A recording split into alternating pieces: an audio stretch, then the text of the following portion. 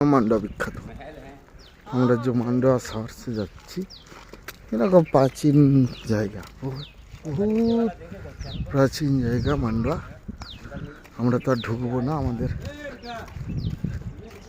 ঢোকার কোনো প্রয়োজন নেই।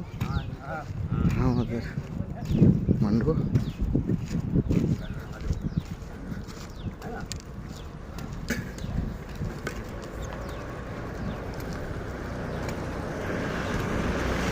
बहुत प्राचीन मंदिर मांडा शहर।